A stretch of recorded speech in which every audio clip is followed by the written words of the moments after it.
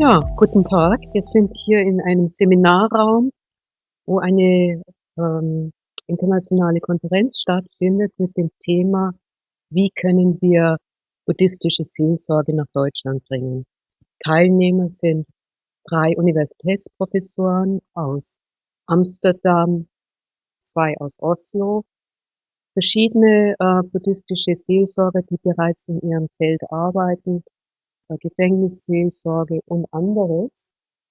Und seit 2 Tagen haben wir uns über das Thema mit seiner ganzen Vielseitigkeit, auch der Möglichkeit, mit interkonfessioneller Seelsorge ähm, zusammenzuarbeiten, haben wir uns damit beschäftigt.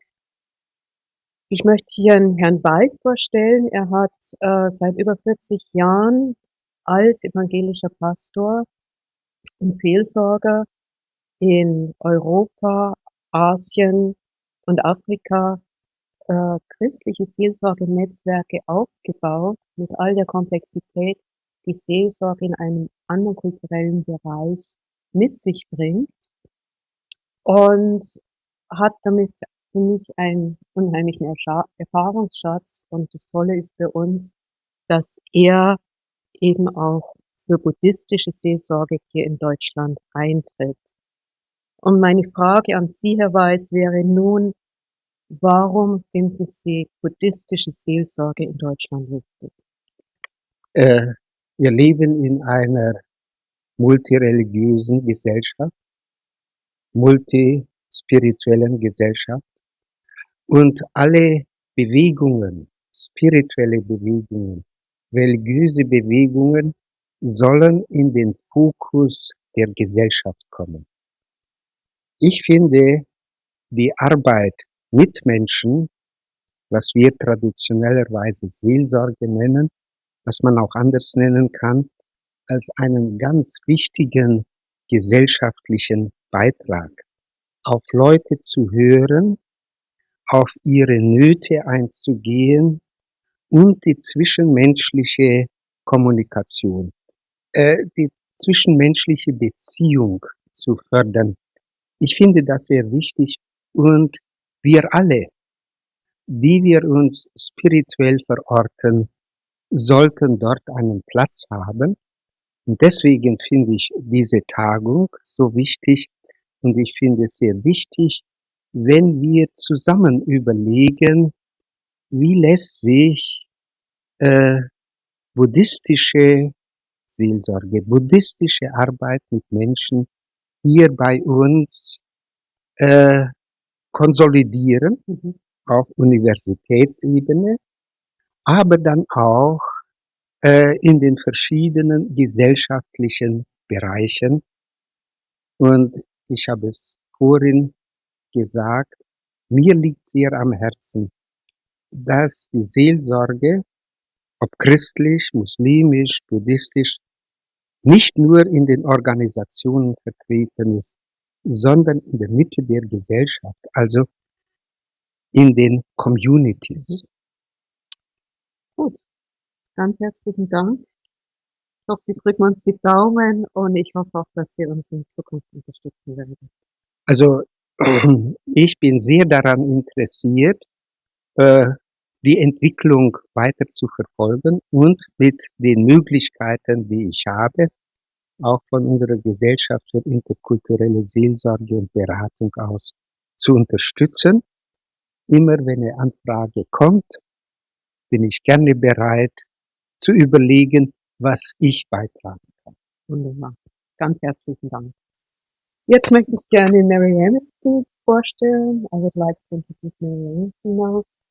She has been a Buddhist chaplain for many years and is director of spiritual care at the Good Samaritan Hospital and director of the chaplaincy training at the Upaya Institute and Zen Center in Santa Fe, New Mexico, which was founded by Roshi John Halifax. Mary, you brought your words from a Buddhist point of Buddhist chaplaincy here into our conference. And just one question for today. why do you think, or what is Buddhist chaplaincy?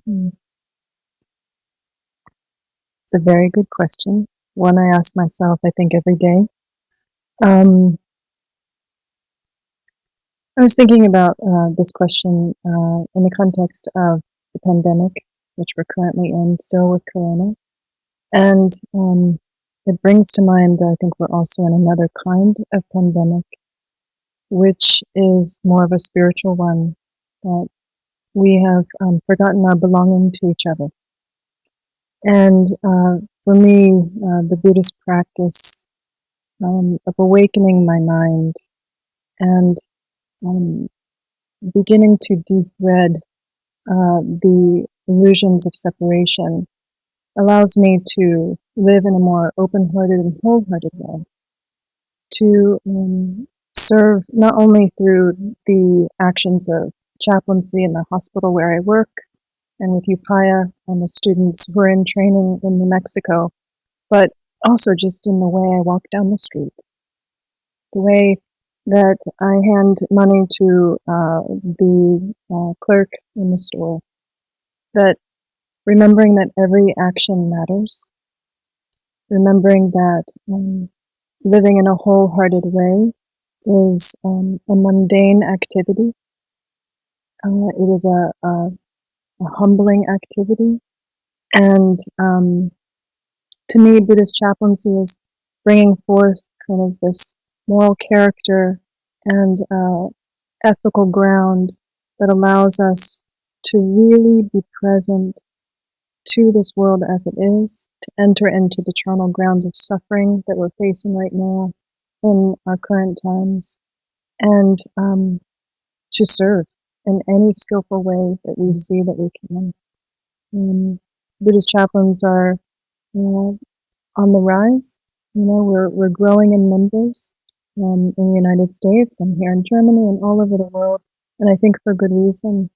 There's equanimity that we bring forth, I think, into this space that the world really needs. Sorry, I'll repeat my question. So do I understand rightly that contemplation is very much at the heart of Buddhist chaplaincy too? Yes, contemplation, and I think also just the act of slowing down. It's not only the sitting practice that we commit to, but this action of almost like a social resistance to the high-speed life that we are existing within, this act of slowing down so we can be more mindful, more caring, and more compassionate, and more giving in all the actions that we take in life. Well, thank you so much. Well, that's for today. I'm sure there's more to follow. Thank you for listening.